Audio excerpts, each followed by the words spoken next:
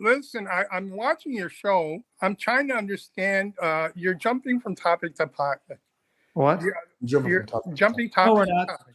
No, that's a false charge. We're talking about Tawheed and why you don't affirm Tawheed in practice. Okay, so let me address when I got on the show, when I started watching.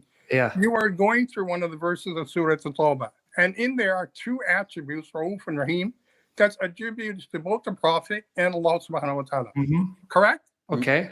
Okay, so your contention is that there is a blurred line between those two attributes that makes the Tawheed principle mixed, right? It blurs that line. According to the Salafi classification of Tawheed al-Asma wa Sifat, the names of Allah belong to him. And I said, that's not from the Quran because Allah's names are given to Muhammad according to your Muslim scholars. But this is an important distinction that you have to make. We know without a shadow of a doubt that the Prophet is a created human being. Yeah, that's what makes your sin even worse because you deified a creature.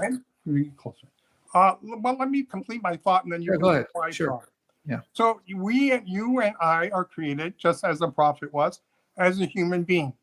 There are many attributes and characteristics and traits that human beings share with God, the Almighty Creator. I'll give you a few examples. No, Adil, do me a favor. Don't preach to me what I know is obvious. Listen to what I'm saying to you. Adil, no, buddy, you're not here to preach. You're here to teach. Okay, so let me correct your straw man. No one denies that we have characteristics with the true God. That's not my argument. Stop attacking straw man. Stop pretending you know what I'm saying. Okay. I'm going by what the Muslim said Tawheed is, and I'm showing by his definition it's not consistent with the Quran. So stop preaching to us the obvious and attacking comment. In that obvious that you think is a claim, then that the author that you're quoting, the Tawheed guy that you're quoting, which I don't know about, he understands that distinction that you are not making. No, he didn't. No, because they say that Allah deliberately conferred some of his names on Muhammad. Yes, and us. No, not Ra'uf Rahim. He didn't say that. Stop lying. Listen to what I'm saying, and let me explain it to you. If he is a Muslim, which I understand. Yes, he is. Qadi Iyad. Okay, so Qadi Iyad. Listen to what I'm saying, okay? This guy. There are 4 things that Allah has that is his own, that he shares with the creation. Okay? Stop attacking the straw man, dude. Let's come back to the issue. Let me just finish. Does Qadi Ayad say that Allah has given Muhammad his names, yes or no? Yes, and I'm saying we okay, so then shut the pile and don't scream. Don't avoid it. So you just admit Tawheed as defined by the Salafi is wrong. No, so that's stop not wasting what our time. Saying. He's not your understanding of his writing is not the same. Qadi Ayad is a huge Salafi Sufi scholar. Okay, so don't. Okay, good. And so he's right. Saying, okay, listen to what I'm saying.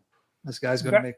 No, I'm just trying to get to the point, buddy. So I'm trying to tell you that in those attributes that human beings share with God, the Prophet has a few more attribits that we say he's more special. Good. Yes, of course he's special. Okay, the word Ra'uf Rahim in the Quran, Ra'uf Rahim. Yes. It's used how many times and for whom? Okay, so we're going to say this again. And please don't insult. Okay, I'm going to give you 10 seconds. I'm going to send you to the Black Stone. The word Ra'uf Rahim. Yes. How many times is it used and for whom? Okay, listen to what I'm saying. And I'm saying that is used for the Prophet. Why is it used for the question? Prophet? Let me repeat it again. Pretend you're listening. The words Ra'uf Rahim. How many times they're used and for whom? Yes, it's used for Allah and the Prophet. Only? As far as I know, unless you know differently. Okay, good. Okay, good. So this is what I was talking about. The names Ra'uf Rahim, used 5 times before Allah, are only used for Muhammad. And do you know the chronology of the surahs according to your Muslim scholars or no? Yeah, I'm familiar with it, yes. Okay, is Surah 9 believed by some to be the last surah, at least one of the last, if not the last? No, it is not one of the last. Okay, now I'm going to call out your lie. Are there traditions that say that Surah Al-Tawbah is the last? I know not all traditions say that, and if not, one of the last, yes or no? It's not one. It's one of the minority opinions. Is it opinion, yes or no? Well, it could be an opinion, yes, but it doesn't mean. So now, why is it that the surah that some believe is the last, that the final verse next to the last one, 9:128, ends with Muhammad being Ra'uf Rahim and not your God? Why does the surah end by mentioning Muhammad's Ra'uf Rahim instead of mentioning it about your God? Why does it conclude with your prophet? Okay, so let's go to the one thing point. If you're saying it's not the last, there is a minority opinion. What is it mean if it's the last verse? Because that means your God was so busy ending his revelation by glorifying Muhammad with two of his names instead of ending it by mentioning his attributes. Oh, I see. So you're saying, okay, so you're saying, because like we just shared, God done saying, there are many attributes that common human beings have. Buddy, you want to address your prophet and stop telling me that if Allah's loving and I'm loving, that means you're sharing your characteristic? That's not what we're talking about. Can you deal with the issue that that's what I'm saying to Ra'uf Rahim is used only 6 times, 5 for your God and once for Muhammad. Right. And it's used of Muhammad in the second to last verse, which some believe is the last surah. That's how important your prophet is, that Allah has to end it by mentioning him. Okay, so if it's the last verse, as you contend, what does that mean? Now he's God? It means that the Quran is centered on a man and he's the focus of your religion, not your God. That's not true. See what you're saying. Listen, what you're saying is absolutely not used by all of the Muslims without any exception.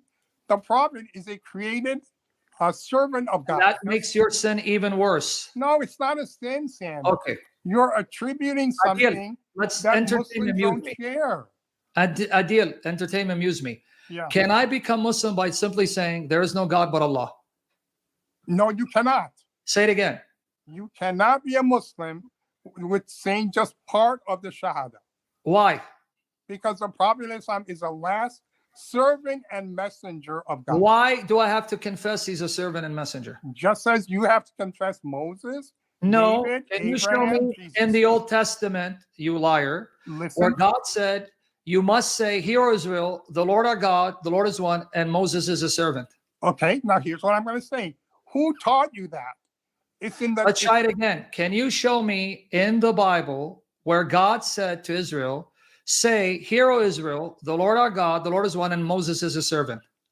Listen, Sammy, where do you get that? You get it from Moses' writing. Third Moses time. Is a prophet. Third time. Where did God say to Moses to tell people to say, there is no God but Yahweh and Moses is a servant? Oh, so it's your contention that you can believe in God without the prophets and messengers? No, because I'm not as simple-minded as you. If I confess Yahweh is God, that automatically includes that by acknowledging God, I am acknowledging the prophets, because to acknowledge Yahweh is also acknowledge that he's revealed himself through those prophets, which means that whoever speaks in Yahweh's name, I believe, but I don't have to mention them to be a monotheist. Okay, so we don't have to believe in Jesus for you then, right? So is Muhammad God in the flesh like we believe about Jesus?